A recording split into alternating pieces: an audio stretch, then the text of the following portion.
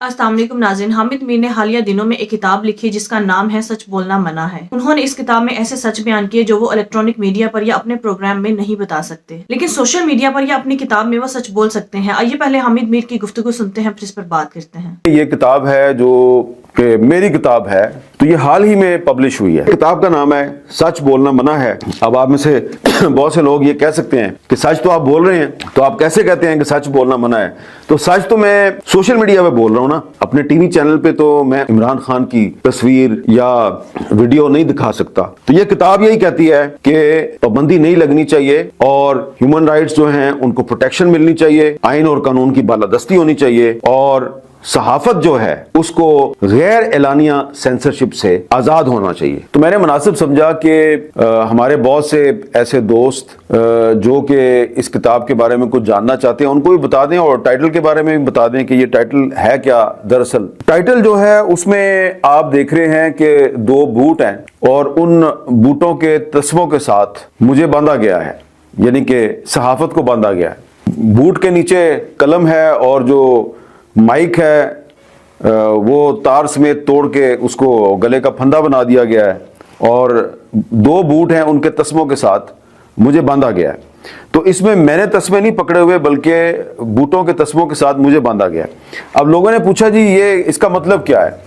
تو دراصل یہ کتاب جو ہے یہ 2018 اور 2023 کے جو پاکستان کے حالات ہیں اور بین الاقوامی حالات ہیں، یہ اس کی کہانی ہے۔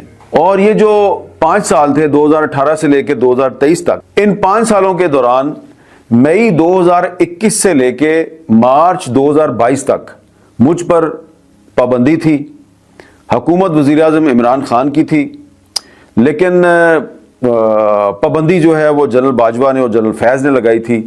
تو یہ جنرل باجوہ اور جنرل فیض جو ہیں، یہ ان کے درمیان صرف پاکستان کی صحافت نہیں پھنسی ہوئی تھی بلکہ جمہوریت بھی پھنسی ہوئی تھی، اور بعد میں عمران خان صاحب خود بھی پھنس گئے ان دونوں کے درمیان۔ لیکن یہ لڑائی جو ہے یہ اتنی سادہ نہیں تھی جتنی کہ بظاہر نظر آتی ہے۔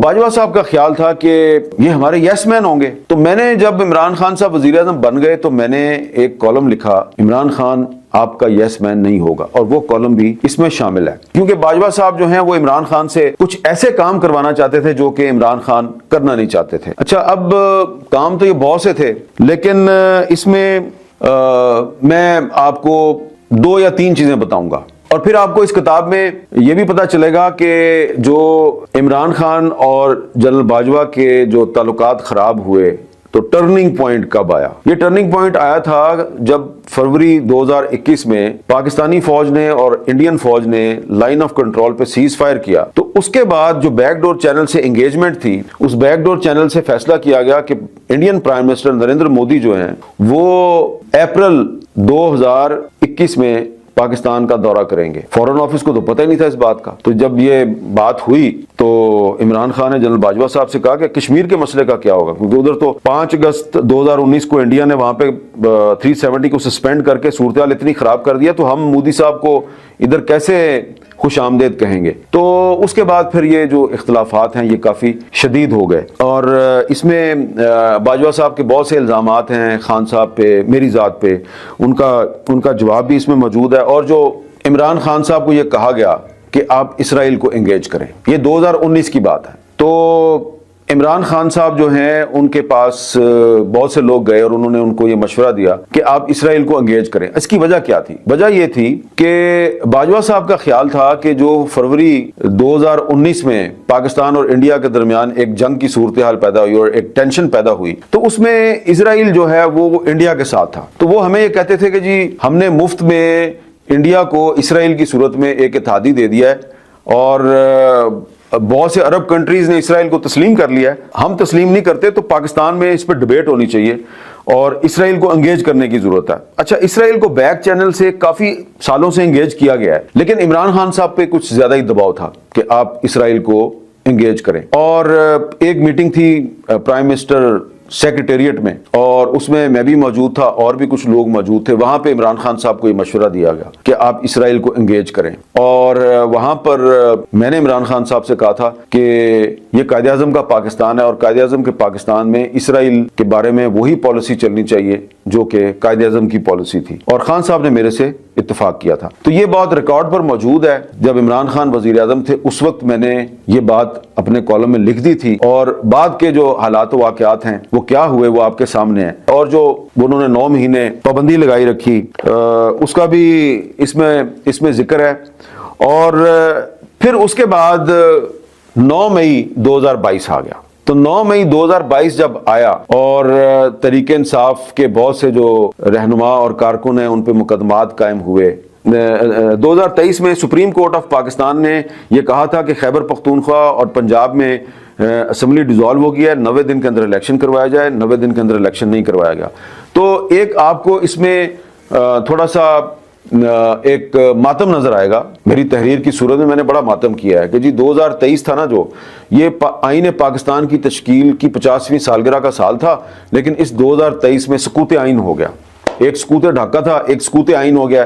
اس آئین کے ساتھ ہم نے اتنا ظلم کیا، اس کی اتنی وائلیشن کی کہ ایسا لگتا ہے کہ یہ آئین جو ہے اب بالکل غیر مؤثر ہو چکا ہے۔ اور اس کتاب میں بار بار یہ کہا گیا ہے کہ پاکستان میں سیاسی بے یقینی صرف اس صورت میں ختم ہوگی کہ اگر سیاست میں انٹیلیجنس ایجنسیوں اور فوج کی مداخلت ختم ہو جائے گی، اور جب پاکستان میں میڈیا کو سچ بولنے اور لکھنے کی مکمل آزادی ہوگی۔ یہ جو کتاب ہے، اس کتاب کو میں نے منسوب کیا ہے مادر ملت محترمہ فاطمہ جناح سے، اور اس لیے منسوب کیا ہے کہ جنرل ایوب خان جو پاکستان کا پہلا فوجی ڈکٹیٹر تھا، اس نے محترمہ فاطمہ جناح کو غدار قرار دیا تھا، انہیں انڈین ایجنٹ قرار دیا تھا۔ تو آج کل کیونکہ ایک بھیڑ چال ہے کہ جس کا کسی کے ساتھ کوئی سیاسی اختلاف ہوتا ہے تو وہ اس کو غدار کہہ دیتا ہے۔ یہ حکومتیں جو ہیں یہ اپنے مخالفین کو اکثر غدار کہہ دیا کرتی ہیں۔ تو اس لیے میں نے کہا کہ اگر پاکستان میں محترمہ فاطمہ جناح غدار ہے تو پھر میں بھی غدار ہوں، اور فاطمہ جناح کو مادر ملت سمجھنے والے بہت سے پاکستانی وہ بھی غدار ہیں، اور ان کو اپنی اس غداری پہ فخر ہونا چاہیے۔ ناظرین، حامد میر نے عمران خان اور جنرل قمر جاوید باجوہ کے درمیان ہونے والے اختلافات کی کچھ وجوہات بتائیں۔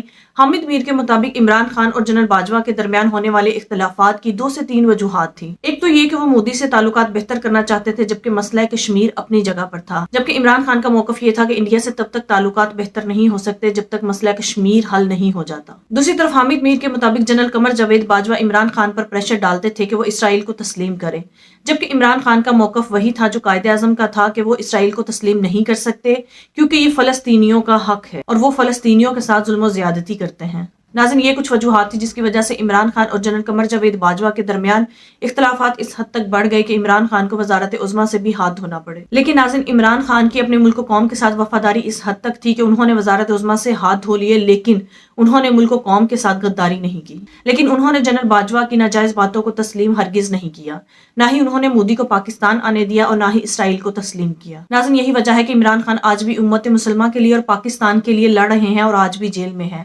اگر انہوں نے اپنی ہی زندگی کو فوقیت دینا ہوتی تو آج وہ اسٹیبلشمنٹ کے ساتھ ڈیل کر کے کب کے باہر جا چکے ہوتے، جہاں وہ پاکستان سے 1000 درجے بہتر زندگی گزار سکتے تھے، لیکن انہوں نے اس پاکستان کی خاطر اپنی اولاد کو اور اپنی بیوی کو بھی چھوڑ دیا اور اسی ملک و قوم کی خاطر وزارت عظمیٰ سے بھی ہاتھ دھو بیٹھے۔ لیکن عمران خان نے پاکستان کے ساتھ غداری نہیں کی۔ ناظرین، حامد میر کے مطابق وہ الیکٹرانک میڈیا پر یا اپنے پروگرام میں حق اور سچ کی بات نہیں کر سکتے، لیکن وہ سوشل میڈیا میں اور اپنی کتاب کے ذریعے عوام کو حق اور سچ سے آگاہ کر سکتے ہیں۔ اسی لیے انہوں نے کتاب کے ذریعے اور الیکٹرانک میڈیا کے ذریعے عوام کو اصلیت بتاتے رہتے ہیں۔ حامد میر نے خود ہی بتا دیا کہ الیکٹرانک میڈیا پر عمران خان کا نام لینے کی اجازت نہیں اور نہ ہی عمران خان کی تصویر یا ویڈیو دکھانے کی اجازت ہے، لہٰذا یہی وجہ تھی کہ کتاب لکھنا ان کی مجبوری بن گئی تاکہ وہ عوام کو حق اور سچ سے آگاہ کر سکے کہ عمران خان کو اقتدار سے کیوں اتارا گیا۔ ناظرین، یہ صرف عمران خان کے ساتھ نہیں ہوا بلکہ محترمہ فاطمہ جناح سے لے کر ہر محب وطن کو غداری کے سرٹیفکیٹس دیے گئے ہیں اور انہیں جیلوں میں رکھا گیا ہے۔ اس بات کی پاکستان کی تاریخ گواہ ہے۔ ناظرین، آپ کے اس بارے میں کیا رائے ہے؟ کامنٹ میں ضرور بتائیے گا۔ اگلی ویڈیو میں ملتے ہیں، تب تک کے لیے اللہ حافظ۔